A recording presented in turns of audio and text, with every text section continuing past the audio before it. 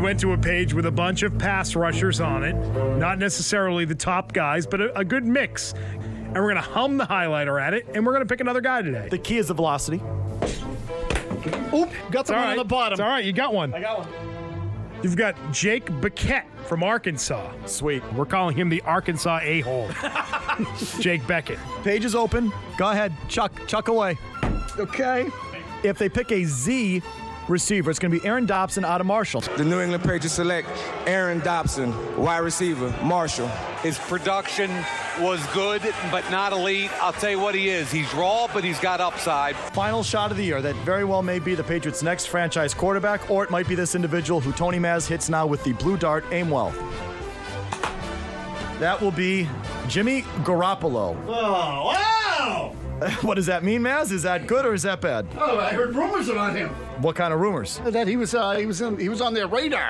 With the 67th pick in the 2014 NFL Draft, your New England and my New England Patriots select Jimmy Garoppolo, quarterback, Eastern Illinois.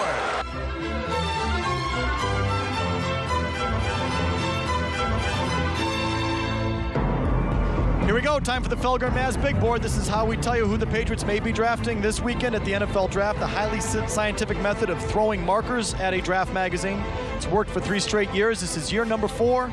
So far, we have given you, and here's one of the things, as we've transitioned from Mark the Beetle Bertrand to Jim Murray, one of the things that suffered is the quality of the big board itself, because Beetle used to be in charge of the big board, and this is my, look, I mean, my big board looks like a 3rd grader put it together. Yeah. Well, that's basically what we're dealing with.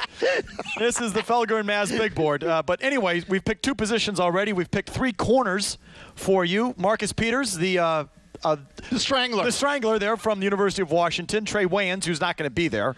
That was a bad throw by somebody out of Michigan State. And Nick Marshall out of Auburn, who also plays quarterback, who'll be there at the end of the draft and probably more realistic possibility for the Patriots. Definitely. We've picked 3 receivers as well. Devin Funchess out of Michigan, Stephon Diggs out of Maryland, and Justin Hardy out of East Carolina. That's what's on the big board so far today. Running backs and tight ends, we will start with 1 running back from the first page and then 2 from the second page. Okay. Because I think there's a chance they could sneak in a running back up relatively high, just because they're letting 2 draft picks go in Shane Vereen and Stephen Ridley, and so maybe they restock at the draft. So we'll take 3 shots at the running backs, 3 shots at the tight ends, and we'll put them on the board. Mazz, you can go join Jim Murray and Nick the Dope-Smoking Greek, who is our intern, our security today. I will head over there right now. He'll get a guest shot at this as well. And Jim Murray, go ahead. You get the first shot because I know who you want. Are you aiming for your guy? I'm going to try. Okay, kid.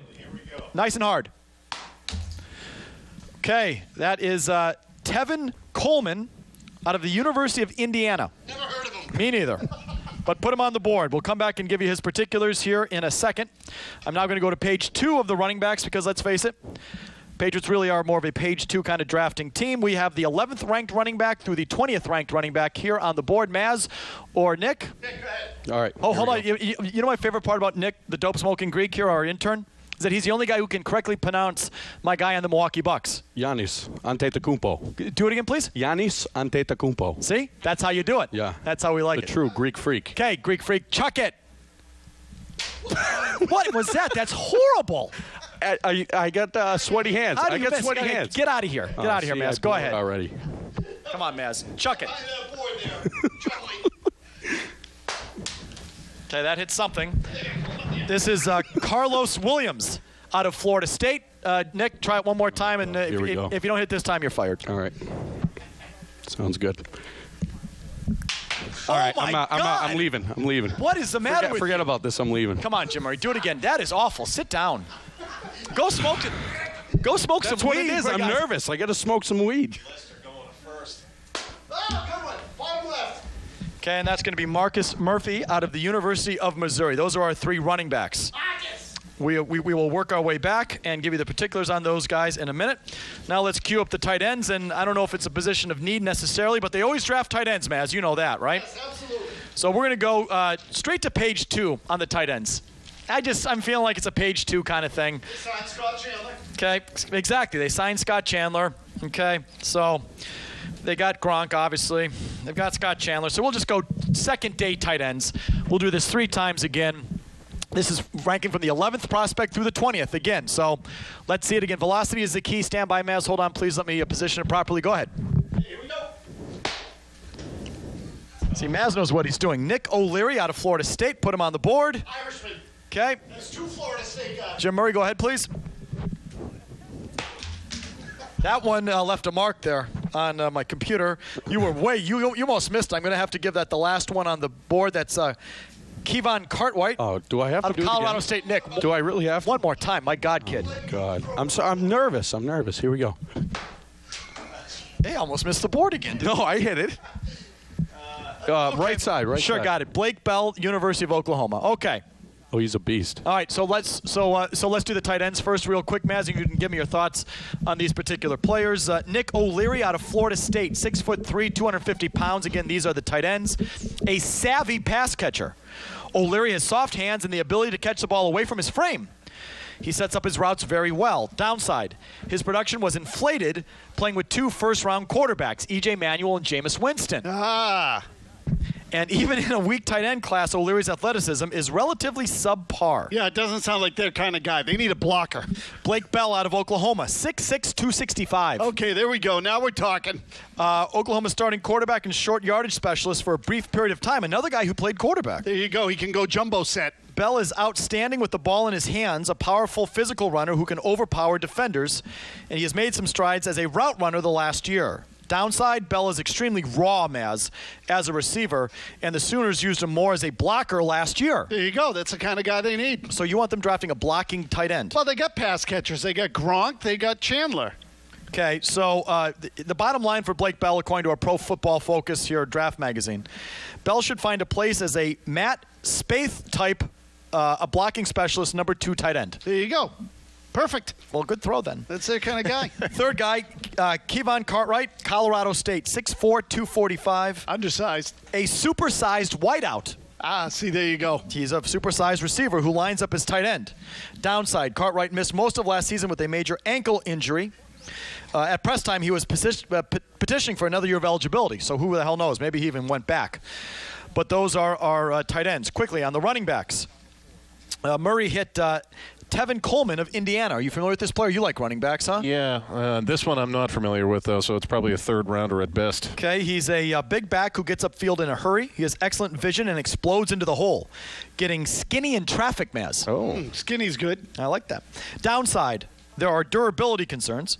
He was dinged up a few times at Indiana, and he enters the NFL with a lot of tread worn off his tires after 500 touches in college. No thanks. What? Yeah, see you later. Bottom line says it makes too much of a risk for round 1. Is there anybody in there that can catch the ball? Jeremy Langford was another one that you guys hit. Michigan State, 5'11", 210. Langford is a big back who effectively gets small runs with a low pad level. We like that. We like the low pad level. I like low pad level. And he's a little undersized, which is good. They like the small backs. And he generates solid power. Downside, he's not a dynamic runner, and there's no real suddenness to Langford's game. Yeah, we don't care about that. We don't care about dynamic. Just run straight ahead, kid. He can be slow to get to the line of scrimmage and doesn't show a lot of elusiveness on the second level. Even better. Okay, your third receiver was Carlos Williams of Florida State. Yep, we get a shot with him. 6'1", 225. Mazz.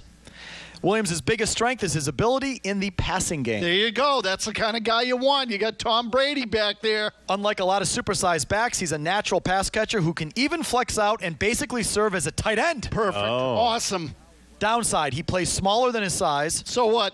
Often running tentatively, too tall and lacking any real violence as a ball carrier. No, that's okay. What we want is some sort of sissy who can catch the ball. Yeah, I don't need any more violent guys from Florida or Florida State.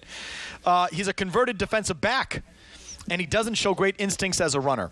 Bottom line for Carlos Williams, who I do like, just the thought of him. He'll have a role in a pass-happy league. There you go.